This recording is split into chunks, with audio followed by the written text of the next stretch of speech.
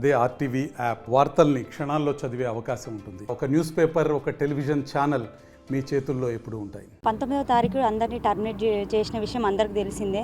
దాదాపుగా అప్పటి నుండి ఇప్పటి వరకు ప్రతి ఆఫీస్ చుట్టూ తిరుగుతూనే ఉన్నాము. అయినా కానీ ఎక్కడ రెస్పాన్స్ సరిగా పాజిటివ్ రెస్పాన్స్ ఇవ్వట్లేరు. మాకు సార్ లాస్ట్ అపాయింట్మెంట్ దొరకకుండా ఏదో ఒక రకంగా మేము సార్ని కలిసాము, హెల్త్ మినిస్టర్ని. సార్ మాకు హామీ ఇచ్చారు, ఒక్కరు కూడా మీరు రోడ్డు మీద ఉండరమ్మా, 8 లోపు మీరు అందరు ఆర్డర్ కాపీ తీసుకొని ఉంటారు, మీరు మీ సార్కి కాల్ చేసి మా ముందే కాల్ చేసి సార్కి చెప్పారు. అయినా కానీ మాకు ఇక్కడ ఏం పాజిటివ్ రెస్పాన్స్ ఏం కనిపించట్లేదు. అంటే మాకు పోస్టులు ఇస్తాం, 100 మెంబర్స్కి ఖచ్చితంగా ఫుల్ఫిల్ చేస్తాం అన్నమాట మాకు హామీ ఇచ్చారు సార్.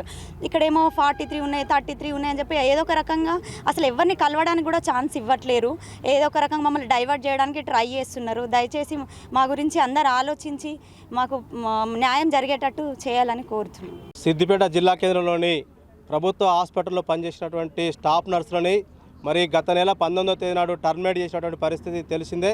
మరి ఇప్పటి వరకు వాళ్ళందరినీ కూడా వివిధ ఖాళీగా ఉన్నటువంటి ఎన్హెచ్ఎం పోస్టులలో భర్తీ చేయాలని చెప్పేసి 19వ తేదీ నుండి వివిధ రూపాల్లో ఆందోళన నిర్వహిస్తున్నప్పటికీ ఈ రాష్ట్ర ప్రభుత్వం ఇప్పటివరకు స్పందించి వీళ్ళని ఎన్హెచ్ఎంగా భర్తీ చేయడంలో నిర్లక్ష్యం వహిస్తుంది. వెంటనే జోక్యం చేసుకొని ఈ ఎన్హెచ్ఎం పోస్టులలో 100 మంది ఖాళీలను వెంటనే భర్తీ చేయాలని చెప్పేసి సిఐటిగా డిమాండ్ చేస్తున్నాం.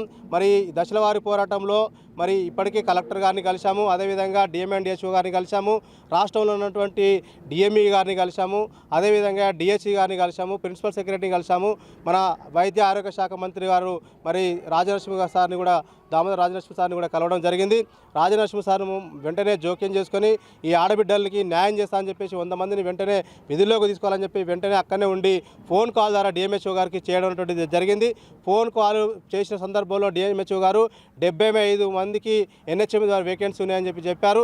75 కాదు, మరి మిగతా 25 మందిని ఏం చేస్తామని చెప్పేసి మంత్రి అడిగిన సందర్భంలో 100 మందికి న్యాయం చేస్తాం సార్ అంటే ఖచ్చితంగా న్యాయం చేయాలి, ఏ ఒక్కరు కూడా ఏ ఒక్క ఆడపిల్ల కూడా రోడ్డు మీద తిరగొద్దు అని చెప్పేసి వెంటనే వాటిని ఎన్హెచ్ఎం మీద నోటిఫికేషన్ ఇచ్చి భర్తీ చేయాలని చెప్పేసి మంత్రి గారు ఆదేశించినప్పటికీ మరి మొన్నటి రోజున మంత్రి గారిని కలిసిన తర్వాత డిఎంహెచ్ఓ గారి దగ్గరికి వస్తే డిఎంహెచ్ఓ గారు 65 ఉన్నాయి, 69 ఉన్నాయి అని రకరకాల మాటలు చెప్పి ఈరోజు కాలం వెళ్ళదీస్తున్నటువంటి పరిస్థితి. సార్ గారు మేము కోరేది ఒకటే, 100 మంది కుటుంబాలకి న్యాయం చేయాలన్నటువంటి తపనతోటి ఈరోజు మేము మళ్ళీ కలెక్టర్ ఆఫీస్కి వచ్చాము.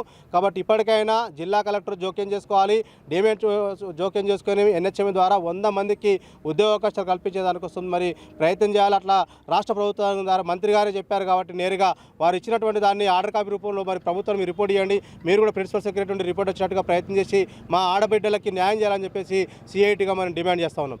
మరిన్ని వీడియోస్ కోసం ఛానల్ ని సబ్స్క్రైబ్ చేయండి, లేటెస్ట్ అప్డేట్స్ కోసం వాట్సాప్ ఛానల్ ని ఫాలో చేయండి అండ్ లింక్ డిస్క్రిప్షన్ లో ఉంది.